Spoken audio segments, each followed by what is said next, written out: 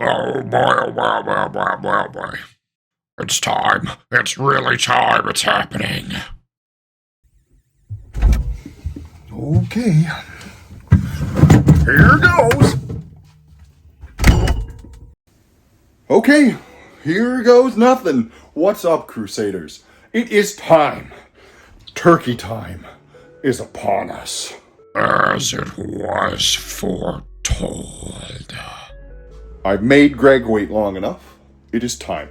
Here is my 3-step process to making a fantastic turkey for Thanksgiving. Or, whatever. Let's get into it.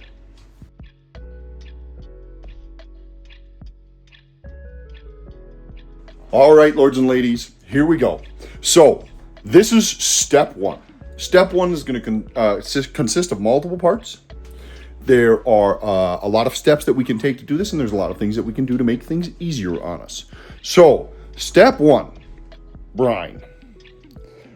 Everyone should be brining their turkeys for at least 24 hours, no matter what. It is the best method to retain moisture inside the meat when you cook it. There are a billion schools of thought on how to brine something. You can dry brine. I am going to wet brine. I have had nothing but success wet brining my meats. You can follow this for pretty much anything you want as long as you give it enough time. So, what's the number one thing that we need when brining? It's time. What is the second few things we need? Salinity. That's right. So, we need salt. Our number one ingredient for any brine should be salt. And you can kind of use whatever salt you'd like. I would suggest you get a big box like this, and we're going to show you how much I put in my brine. Next, a cheater ingredient, soy sauce. Now, the reason I have 2 is because, of course, I like to try things, but waste not, want not. This is soy sauce. This is also soy sauce. It is a different kind of soy sauce, but I'm going to treat it the same. Why 2 types of salinity? Why, Pixel? Why are you using 2 types of salinity on your turkey? Yeah, why are you doing that? Okay.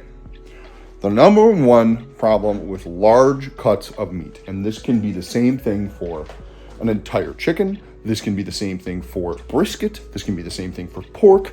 This is the number one problem when you eat a large format piece of protein, is that they don't have enough salinity. You are only putting a rub on the outside of the meat. You are only getting a small amount of salt to penetrate. Different proteins, different muscles, have varying kind of levels of salt absorption. But a wet brine with plenty of salt and with additional means of sodium will give you varying improvements on how salty your meat is. So, we have, of course, kosher salt. I am going to use and set up 2 cups of kosher salt. I am then going to do 2 cups of soy sauce. And as many of you, I'm sure, know, bay leaves. Unfortunate. It's unfortunate, but it's true. It is scientifically proven that bay leaves, whatever it is in them, whatever they're made out of, be it bay or leaf of bay, it scientifically does something to improve the umami of whatever it is you're cooking. I think they're worthless. Uh-oh, Molly's gonna be mad at you. I know they're not. I know they're not. And you should always, especially in soup, stocks, anything wet, add a couple of bay leaves. You don't need a huge jug like I do, but I have been beaten into submission. I know I have to use them. So we're going to. So, I'm going to set my camera up, and we're going to make our brine together. Be right back. Yeah, hang in there, folks. It's gonna be a long one. All right, here we go. very simply into a bowl with my 1 cup measurer, we are going to pour out 2 cups of salt. Salt is the number one thing you need when brining any kind of meat. In fact, if you wanted to do this on the cheap, you would buy a nice cheap salt and you would just use salt. There are varying levels of success with every protein. This is sheerly anecdotal, as I can only give my opinion, and maybe Wally's and Greg's once in a while. But beef and pork absorb less salt than poultry. Turkey does remain in the poultry section. Turkeys absorb less salt than chicken. Fish and other seafood absorb much more salt than anything else. Salt, done. Second, soy sauce. And 3 worthless bay leaves. Pro tip, always do your dry before your wet. Whoa, where did you say it's okay? Use it always, not one. That's 1. Another soldier down. Thank you, soy sauce. Recycle if you can. Another cup. You can use whatever your favorite brand of soy sauce is. I just like trying new ones, so we're going to try this new one. And we're going to see if it's any good. There we go. That is 2 cups of salt, 2 cups of soy sauce, 3 bay leaves, for all the good they will do. That's salty. Pretty good. I'm going to give this a very rough stir. I am not super concerned about this. I am not necessarily needing to dissolve anything, but the soy sauce will absorb some of the salt. Now, I can hear some of you saying, that is a mountain of salinity. And you would be right. But remember, turkeys are not small. Turkeys are huge. And what's the last ingredient that we're missing to make a cooked turkey? It's the turkey. So, of course, let's just take a quick brain game. 2 cups of salt. It's a lot of salt. 2 cups of soy sauce. It's a lot of soy sauce. 3 gallons or so of water. Salty. Not horrific. So, the goal for ratios and anyone paying attention, roughly 3 to 3.5, depending on the size of your turkey, gallons of water. 2 cups of salt. 2 cups of soy sauce. Baileys for whatever they do. And that's what we're going to do. I'm going to bring you down to the dungeon. We're going to open our turkey. We're going to mix our ingredients together. We're going to mix our brine together. We're going to put everything in there, and I'm going to explain what we do next. BRB.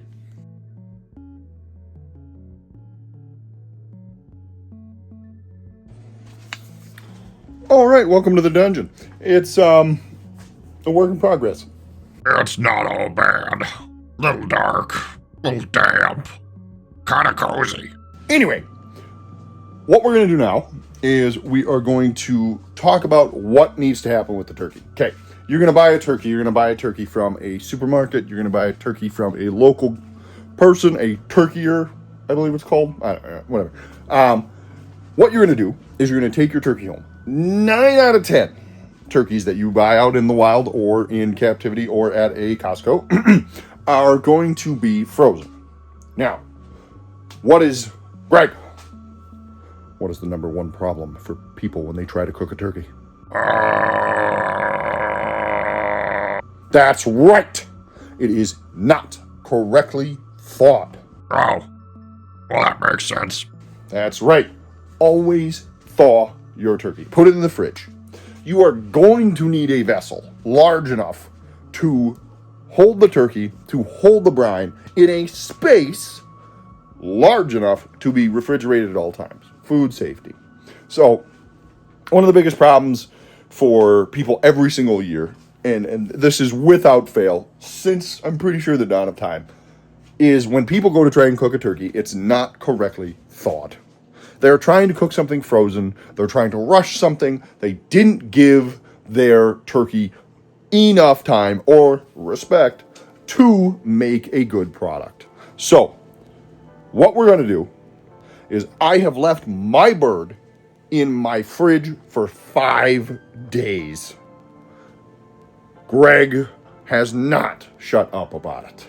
Yeah, I was getting kind of cramped in here. Still not sure how he made the dragon-proof lid, but whatever.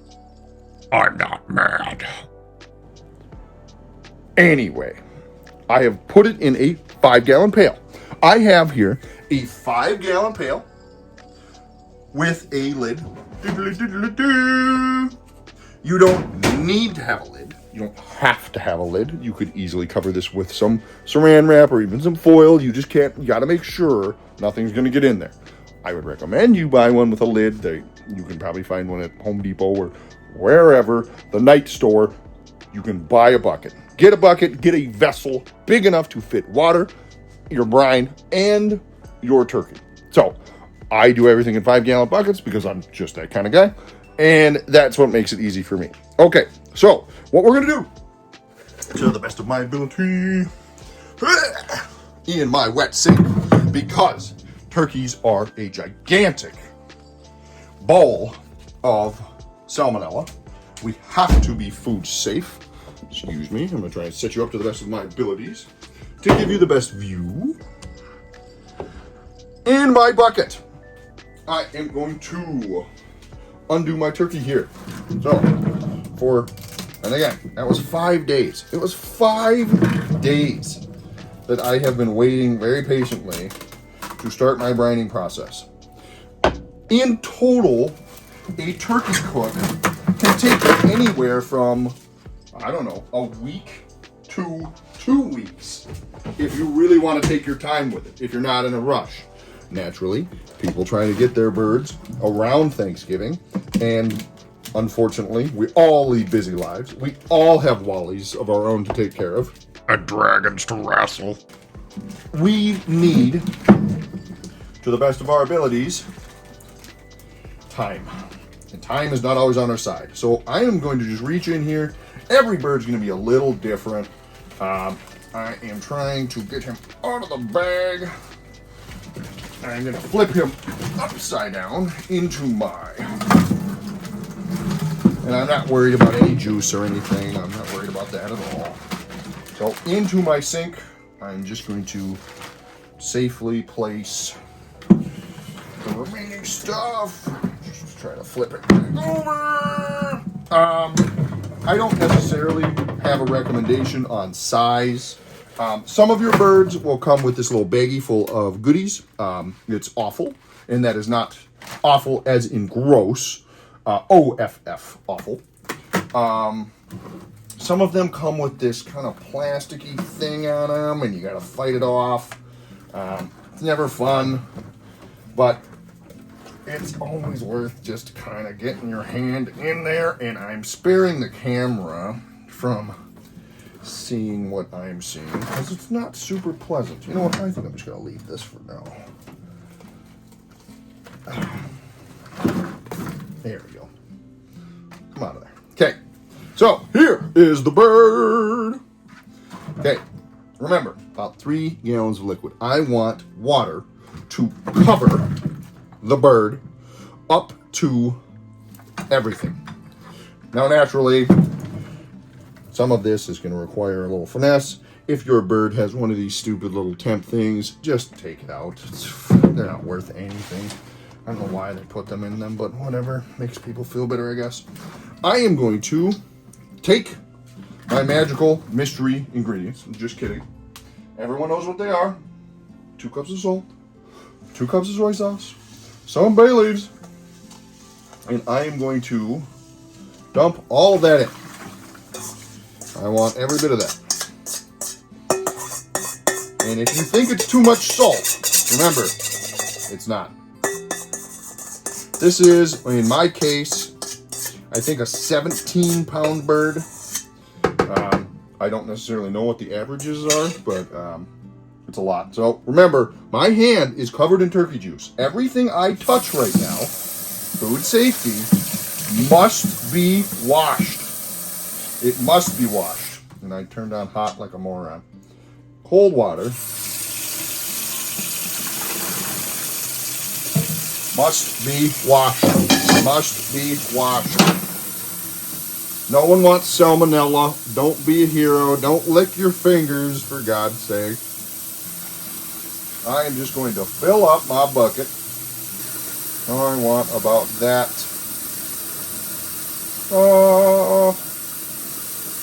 About that much. This was a pretty big bird. This was a pretty large bird. They're not all going to be this big, but okay. I'm going to try and show the camera that much. So when this sits just like this, and I am going to do, you know what I'm going to do? I'm going to pause the video and I'm going to give you a better camera angle. And I'm going to wash my hands. All right. Welcome back. Here we go. So, here we have my turkey. My turkey is just going to be rotated around in here. Liquid's nice and dark. Now, obviously, you can't taste this liquid.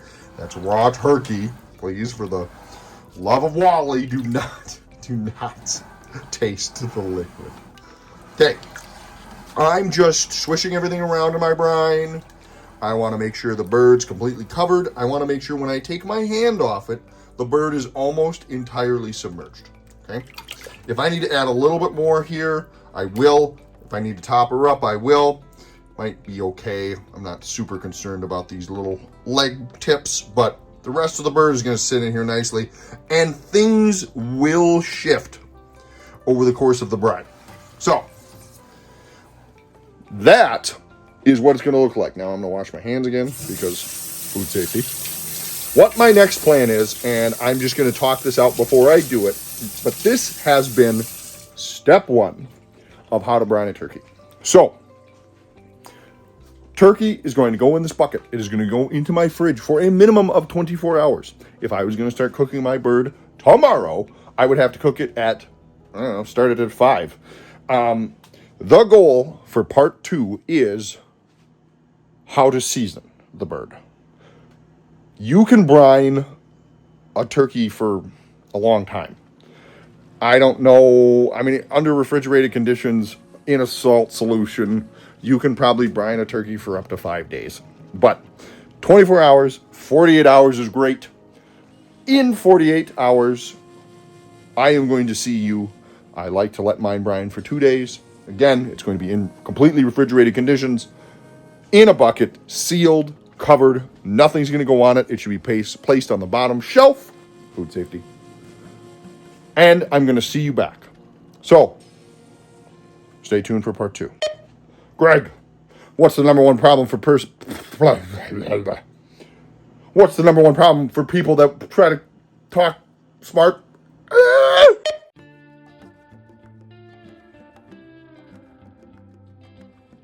All right. Here we go, lords and ladies. It is part 2 of our gigantic turkey how to cook nightly meals episode. It is 72 hours later. Now, let's just very quickly run through my recommendations for brining. If you are going to brine, let's say a small piece of meat, some individual chicken pieces, thighs, quarters, what have you, 24 hours is more than fine.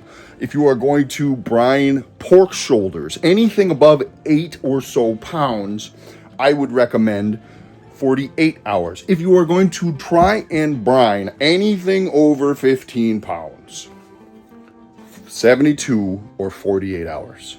You need as much time to get your salinity into the meat as possible. So, with that being said, here we are, 72 hours later. I am going to take a quick peek. You're in the dungeon right now again. We're going to take the lid off our guy, and here is our bird. Now, remember, food safety. Everything you touch must be washed. Salmonella is no fun. Period. No fun. Anyway, here's our bird. I'm going to reach in. I'm going to pull him out. Just give you a look. Look how much the color has changed. You can clearly see that the soy sauce and the bay leaf has done its job. Okay, so here's what I'm going to do. I'm going to wash this hand because that's what you have to do whenever you deal with poultry, period. Wash your hand. So here's what we're going to do. This next step is completely optional. You do not have to do it, but it is recommended. It is now recommended to try and put your turkey in a vessel, on a vessel. A wire rack is fine. On a sheet pan, something like a brining bucket is just fine. This is a rub bucket, a brining bucket. You can call it whatever you want. The goal now is to take your protein and air dry it. You do not want the surface of the meat to have any moisture. Sounds difficult. It is, but there's a really sneaky hack. Now, I only can recommend this process to you if you have enough space in a refrigerated area to do so. If you don't, pull that thing out, let her drain in the sink for up to 2 hours before cooking. What I am going to do, this is the night before my cook. Tomorrow morning, I am going to start cooking my turkey. I want my turkey skin to be as dry as possible. That creates a crispy skin. So what I'm going to do, because I have limited space, I am going to drain all of the brine, leaving the turkey in my bucket uncovered on the bottom shelf, food safety, for as long as I can. It will remain refrigerated. The circulation of air is going to pull the moisture from the flesh. That will ensure tomorrow, when we prepare the turkey for part 3, and eventually smoke it, of course, that will ensure we have the crispiest, the best skin possible. And full caveat, full clarity, asterisk everywhere, getting a really crispy skin is difficult. Depending on your cooking vessel, that might not be available. So, what we're doing right now is just easy steps to ensure we try and get the best product. So, again, I'm draining this guy out. I'm putting him back in the bucket. BRB.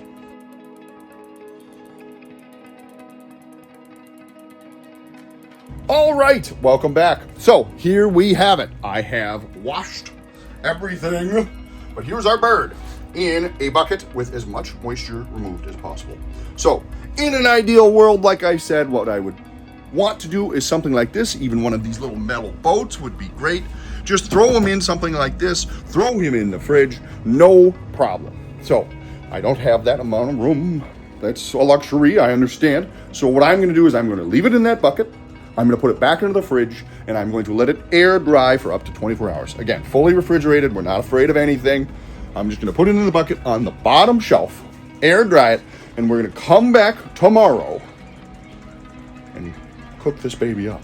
Fingers crossed. So now, just one last tip. Remember, and I have to say this out of food safety, every part of your kitchen needs to be cleaned when dealing with poultry. With any raw meat, you need to treat it as a possible infection.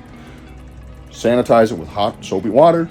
Hand soap, Dawn dish soap works great. You can choose whatever you want. Just make sure you're being food safe. A lot of people get ridiculed for washing their hands after touching raw meat, blah, blah, blah, blah, blah in today's society.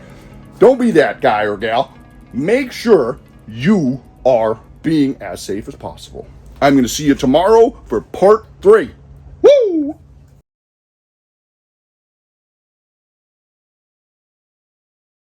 All right, here we go. Final step, part 3 of our nightly meals, how to cook a turkey video. Credit where credit's due. Greg's been pretty patient throughout this. Yeah, I was, but not anymore. You will give me the turkey now. Not yet, buddy. We've just got this last step to go through. You cannot contain me, mortal. Yeah, I've heard that before. Anyway, what's up, Crusaders? This is part 3. So, here we are in the kitchen. This is 72-hour brine, 24 hours in the fridge, uncovered. Day 3, smoking time. Well, part 3, smoking time. Anyway, here we have our bird in the bucket. The skin has been dried. I have a large vessel to rub our turkey with. I have a rub picked out. I have this guy right here we're going to use. It's just a nice sweet barbecue rub, no problem. And we're going to do some Pam spray. Now, you can use any oil for this, but a light coating of oil on the skin to help our seasoning stick. You do not need a heavy rub on this. You can be frankly, as heavy or as light as you wish. But what I'm going to do is I'm going to get our bird into our brining vessel, and I'm going to show you what I do next.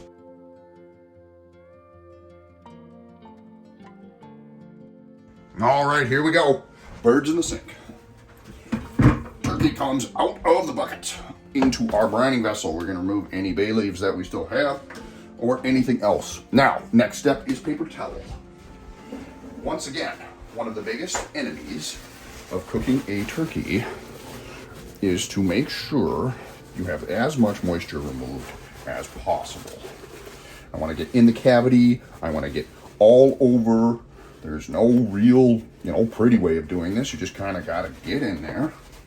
And we are going to paper towel this whole thing off.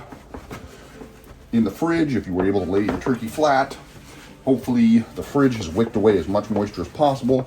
Obviously, I had to put mine in a bucket due to constraints, but the goal is to get rid of as much moisture as you can. That is the best trick for a nice crispy skin. But the skin is actually pretty tight here. I'm pretty happy with this. So, I'm going to keep working this around, and then, very simply, I am going to spray this guy down. There is some giblets in here, a couple more bay leaves somehow snuck in there. It's all right. Just get all that stuff out of there. Okay, pretty happy with that. All right. Now, with as much sanitary precaution as you can. Remember, everything you touch, every single thing you touch right now, you need to treat as if it has salmonella. So, take our soap, we're going to take hot water, we're going to wash our hands. I'm, of course, just going to go right back into this thing. So, now I am purposely not spatchcocking this just as a way to show people how to very simply do a turkey, but you could spatchcock this. That's, of course, removing the back, removing the spine, laying it flat. It will cook much quicker. I'm not too worried about that. I'm going to explain my cooking steps next. But here we go, a little Pam spray, just to get some oil, some sheen on the outside of the bird. Not too thick, just enough to kind of cover it all around. Now, clean hand, dirty hand. Never the two shall meet.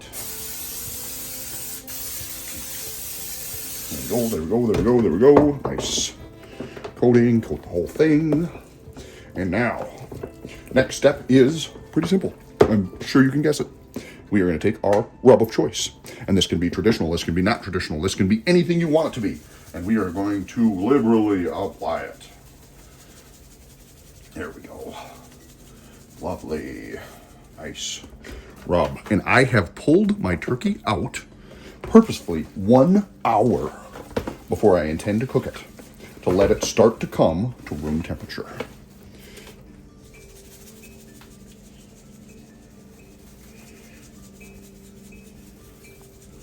There we go. Lovely.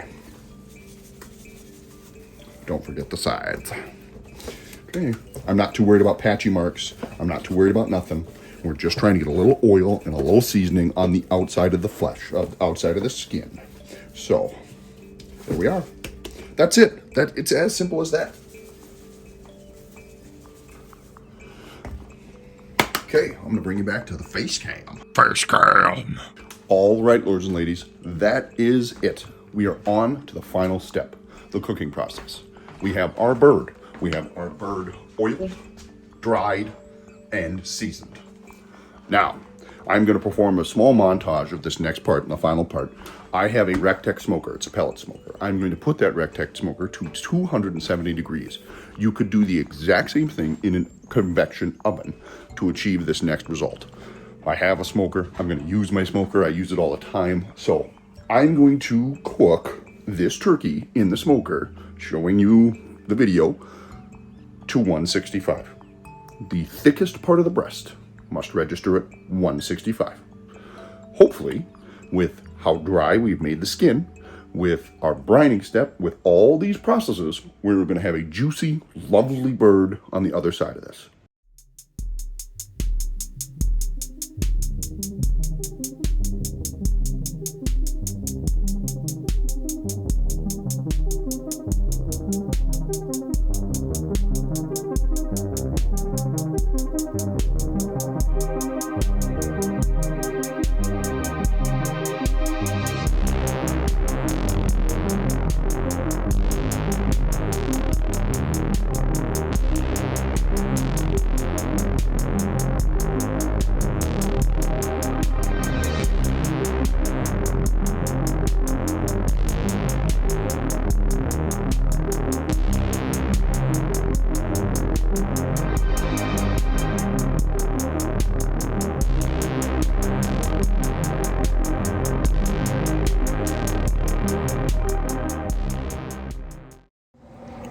Well, pretty sick.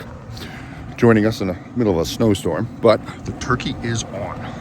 RecTech is set to 270. Bird's on. We are going to smoke this until an internal temperature of 165, and then we are going to pull it and let it rest. See you then.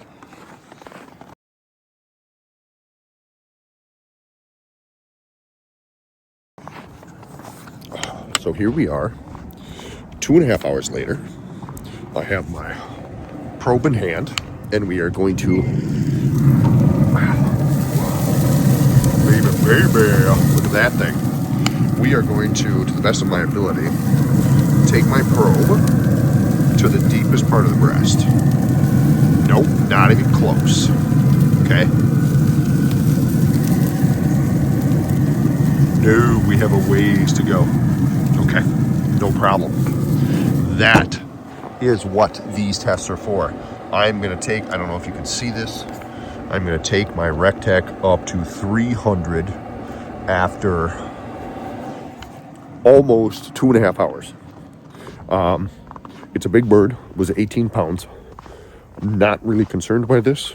I'm going to cook this thing to 165, like I said, and we're going to rest it for at least 30 minutes. It is still snowing like crazy. Kind of fun. Ignore my sniffles. Oh, goodness gracious. That's what this is all about. Cheers, everybody, to another long bird cook. Super happy with how the skin's looking. Nothing's too dark. I'm not afraid of that at all. Again, you must cook poultry to an internal temperature of 165. Food safety. We'll be back when she's finished. Let's do this.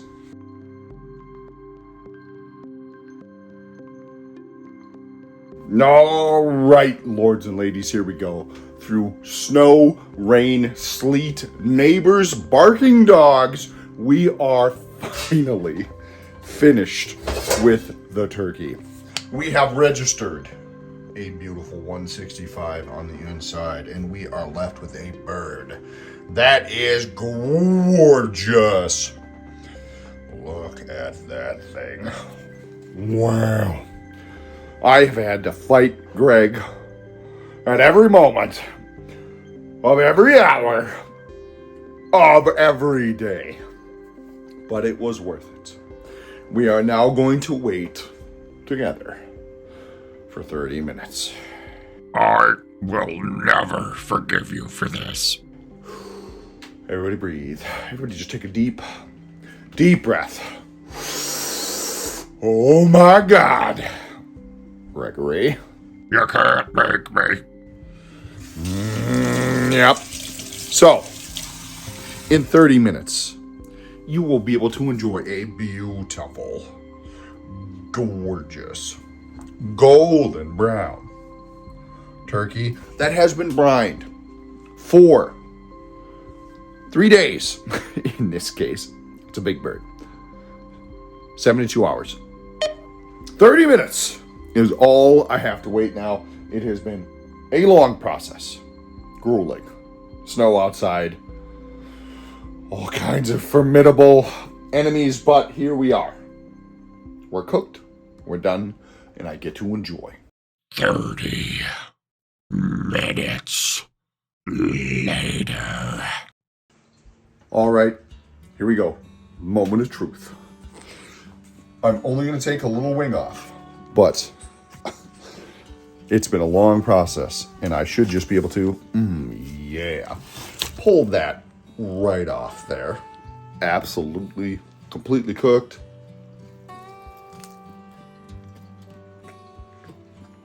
Skin's crispy.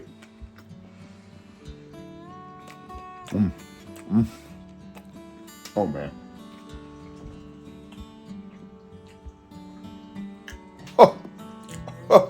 Like the best turkey ever. Oh, Jesus. I'm gonna have to fight Greg off with a stick. Oh man. Let me collect myself for a second. Just as you would expect, the skin is admittedly a little salty, but the more you get into the meat, the full protein of the bird, everything's well seasoned. You would think if you just nibbled, right? A tiny nibble of the skin, it's a little salty. Yeah, it's just a pinch salty. It's not overwhelming, but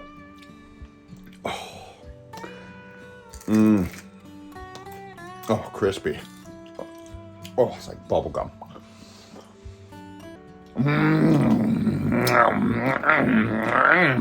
Oh man, oh my god. So it's so worth it. I hope, lords and ladies, that you enjoy and use the turkey techniques that I've given you. Let me know in the comments below what you would do differently. I'm gonna eat as much of this as I can before Greg gets his grubby dragon mitts on it. Get out of my way. The rest of that's mine. Thank you so much for watching. This has been a monumental undertaking to show you how to cook a turkey. I hope in future videos, in future episodes, to be able to show you more tips and techniques. Thank you so much for watching. Please like, share, and subscribe. I am Pixel the Paladin. Enjoy your turkey. Enjoy your poultry. Cook them to 165. Food safety. Stay safe out there. Oh man, this is good.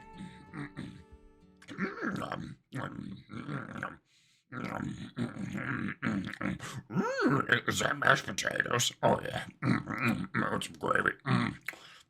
Green beans. Some of the casserole. Yeah. Oh, but man, this is the star.